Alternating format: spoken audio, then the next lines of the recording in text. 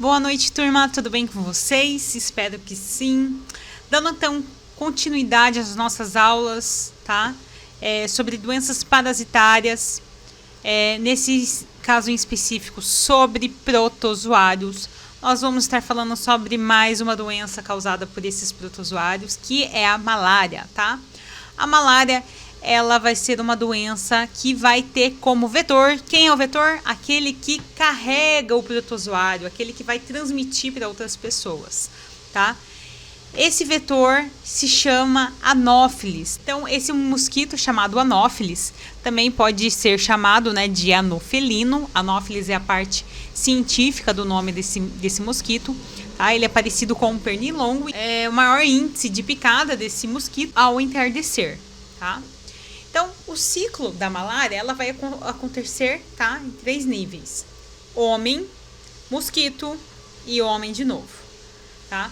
Então, como é que esse mosquito vai se infectar? Ele vai se infectar através de um homem contaminado com esse protozoário, tá? Então, o homem foi lá, acabou fazendo a ingestão de alguma forma, né? Ou de água contaminada com esses protozoários, alimentos mal lavados, tá? Ingeriu esse protozoário. Esse mosquito vai picar o homem, porque ele vai, né, em específico, tá? Do anófilis, ele vai, quem vai picar vai ser a fêmea, porque ela vai precisar se alimentar desse sangue, tá? Para amadurecimento e futuro postura desses ovos, tá?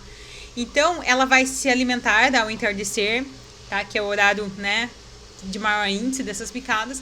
Ela vai picar desse homem, e esse homem infectado, né, vai fazer com que ela acaba ingerindo, né? Vai ter o processo que a gente vai explicar como é que é, e depois ela vai picar outro indivíduo sadio, tá? E vai acabar passando, tá? Esses protozoários que estavam naquele primeiro homem infectado, passando para um homem sadio, tá? Então, basicamente, só uma pinceladinha, a gente vai explicar isso agora, tá? Como que é o processo. Primeiro de tudo, vocês têm que saber que o protozoário causador da doença é o Plasmodium, tá? Ele pode ser encontrado em 4 formas. Quem vai causar a doença é o protozoário e não o vetor, que é o mosquito, tá? Os protozoários são Plasmodium vivax, o Plasmodium falciparum, Plasmodium malariae e ovale. Sendo que o ovale só vai ser encontrado, tá, na África. O vivax é a forma mais comum de malária encontrada, tá? E o malariae é a forma mais tranquila da malária, né? Não que seja tranquila, mas é a menos grave, tá? Que pode acabar acontecendo. Então, as formas de transmissão podem ser pelo mosquito, né? Mosquito prego, que a gente conheceu lá como anófilis, tá? Que vai estar infectado por esses protozoários, ou pela mãe no momento da gestação, tá? Vamos conhecer então o ciclo da malária. Então, o processo, tá, no mosquito vai acontecer da seguinte forma, né? Então, como ele é o hospedeiro definitivo, ele vai fazendo a picada, né, se alimentando do sangue do homem, tá, que é o hospedeiro intermediário. Nesse momento que ele se alimentou, então, do sangue desse homem contaminado, ele vai estar ingerindo esses protozoários, tá? Na forma, tá, de gametas. Esses gametas, eles vão se fixar no tubo digestório, tá, em forma de ocioneto, e posteriormente vão se transformar em oocistos, tá? Que vão dar a origem, tá? Depois ali do seu processo final, aos esporozoitos, tá? Esse que é a forma infectante, tá? Novamente para nós, tá? Porque esses esporozoitos vão voltar para a saliva do mosquito, e quando o mosquito for até um homem sadio e picá-lo, né? Ele vai estar passando esses esporozoitos para o homem, tá? Então, no homem, quando é picado então, por esse mosquito, recebendo na sua corrente sanguínea o esporozoito, até vou passar aqui num esqueminha que eu acho que é mais fácil da gente entender. Então, tá aqui o mosquito, pela sua saliva na picada ali, ele liberou esse esporozoito, tá? E esse esporozoito, depois que ele está ali dentro do organismo do ser humano, a primeira célula que ele vai atacar é do fígado e do baço, tá? Então, trouxe aqui o hepatócito, que é uma célula do fígado, tá? Então, esse esporozoito chegou até esse hepatócito. Lá, ele vai ter um processo chamado esquizonte, tá? Que é o processo que ele vai começar a se multiplicar. Depois que ele se multiplicou, o que vai acontecer com a célula do hepatócito? Já não vai suportar mais, então começou a se reproduzir lá dentro e ele vai estourar essa célula, tá? Esse processo é chamado de merozoito.